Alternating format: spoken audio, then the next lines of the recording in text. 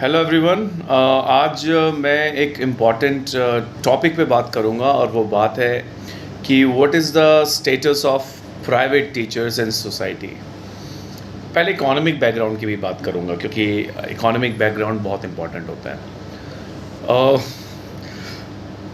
मेरे स्कूल के बाहर एक गोलगप्पे वाला है, बात समझिएगा। मेरा दोस्त है वो, क्योंकि शाम को जब भी मैं पूरे दिन पढ़ाने के बाद ट्यूशन पढ़ाना ज़रूरी है, नहीं तो बच्चे नहीं पाल पाऊँगा। पढ़ाने के बाद जब मैं थक जाता हूँ 7-8 बजे, तो उसके पास बैठता हूँ। बहुत सारी लंबी बातें होती हैं। तो एक दिन मैंने उससे पूछ लिया कि भैया तू कमाता कितना है।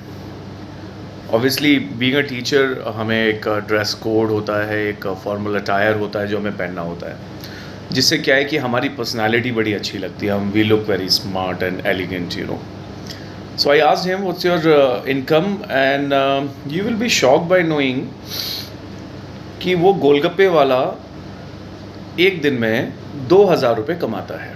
एक गोलगप्पे वाला एक दिन में 2000 रुपये कमाता है।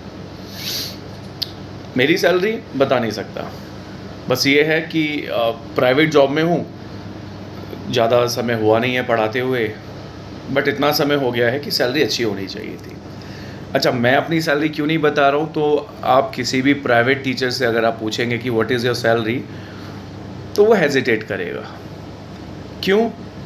उसका रीज़न मैं बताता हूँ। अभी मैं गोलगप्पे वाले पे आता हूँ। गोलगप्पे वाले ने मुझे क्या बोला कि भैया मैं 2000 रुपये पर डे के कमा लेता हूँ ऑन एन एवरेज। मैंने कैलकुलेट करना शुरू किया कि भैया ये एक दिन में 2000 रुपये कमा रहा है और महीने के 60,000 रुपये हो गए। फिर मैंने उससे पूछा तेरी यही ठेल है या एक दो ठेल और लगा रखी है? वो बोला मेरा भाई, मेरा बेटा और ये सब मिलके 3 ठेल और लगा रखी है। फिर मैंने कैलकुलेट करना शुरू किया। मैंने कहा 60,000 तू कमा रहा है, 60,000 तेरा भाई कमा रहा है, 1,20,000 रुपये हो गए। और फिर तेरा 60,000 रुपये तेरा बेटा कमा रहा है, तो ये हो गए 1,80,000 रुपये। मैंने बोला कि लगता कितना है? वो बोला कि भैया ये मेरी कमाई है, इसमें ज़्यादा से ज़्यादा 12 से 15,000 रुपये का मैं महीने में खर्च कर देता हूँ। तो मैंने बोला ऑन एन एवरेज 20,000 मान लेते हैं, तो एक महीने में तू 20,000 खर्चा करता। बोला 20,000 तो होता ही नहीं है। तो मैंने कहा 15? बोला नहीं सर चलो 20 ही मान लेते। तो 20 मैंने मान लिया। तो मैंने बोला तेरा टोटल 60,000 का खर्चा है, तेरा 1,20,000 रुपया तेरी कमाई है, जिसमें तू क्या खाता है, क्या पहनता है, कपड़े तू 10 साल से एक ही पहन के रखा हुआ है। तो आप समझ गए होंगे कि उसका जो शो ऑफ या जो मॉडर्न वर्ल्ड है उसमें जो हम शो ऑफ करते हैं, वो उनके उसमें कॉन्सेप्ट में नहीं है। He is earning he is earning more than what I can earn in 6 months and he is saving that. हर एक साल में वो एक प्लॉट ले लेता है, उसके पास इतना पैसा है।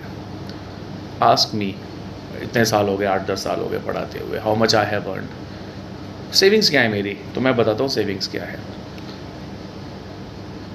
मेरे dad, when I was in graduation, I was in a hostel and I was my father used to send me 6,000 rupees per month.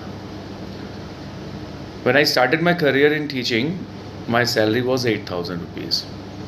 So graduation, masters, and then B.Ed, and then when I prepared for this profession, I first joined the school. 8,000 rupees. मैं dad को पूछा, dad ने पूछा कितनी salary है? I said 25,000.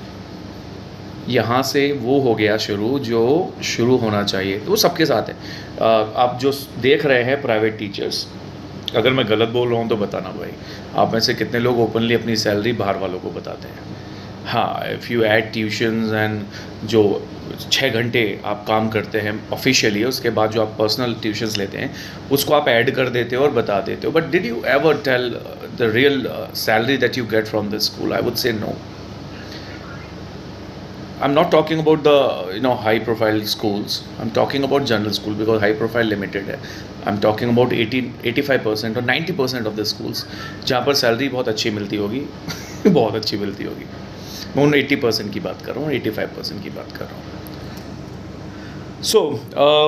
तो मैंने उस गोलगप्पे वाले से बोला भाई तू इतना कमाता है, मैं भी गोलगप्पे लगा लूँ?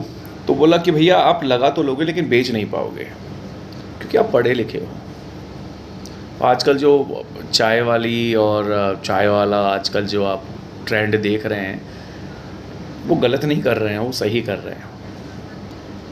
दे नो बाप बड़ा ना भैया, सबसे बड़ा रुपया। हम क्या कर रहे हैं? हम नेशनल बिल्डिंग कर रहे हैं, हम नेशन बिल्डिंग कर रहे हैं, हम नई जनरेशन बना रहे हैं, नई जनरेशन को हम एजुकेट कर रहे हैं। अब दिल पे हाथ रख के बताओ, दोज हु आर पीजीटीज, सच बताइएगा, specifically I will tell you about like PCM और कॉमर्स, सबको ले लो, चलो कोई नहीं, ऐसा कोई स्पेसिफिक बोलने की ज़रूरत नहीं है। कितने बच्चे सिंसियरली क्लास में बैठ के पढ़ रहे हैं आजकल? कितने बच्चे हैं? और कितने बच्चे लास्ट 3 मंथ्स में आते हैं स्कूल? मोर देन 60% जो हमारी स्ट्रेंथ होती है, it is always absent in last 3 months. Reason? Online platform. अच्छा, सब में गट्स नहीं होता ऑनलाइन प्लेटफॉर्म पर, बिकॉज हम सब अलग अलग सोशल स्टेटा से आते हैं, हम लोग का अपना एक एजुकेशनल बैकग्राउंड रहता है, हम तो चल रहा है। टीचर्स भी आ रहे हैं अलग अलग बैकग्राउंड से, स्टूडेंट्स भी आ रहे हैं, कुछ पैसे वाले हैं, कुछ मजबूरी में हैं, बहुत सारी चीज़ें हैं। बट माई पॉइंट इज़, हम लोग जो टीचर्स हैं ना, हम लोग फ्रस्ट्रेटेड हो चुके हैं कुछ हद तक। बट हम वो ना शो ऑफ में मरे जा रहे हैं कि हम टीचर्स हैं। भाई एक गोलगप्पे वाला कमा रहा भाई 20,000 रुपये, 2,000 रुपये पर डे के। 3 ठेले हैं उसके पास, भाई वो 6,000 रुपये दिन के कमा रहा है। Imagine what we are doing.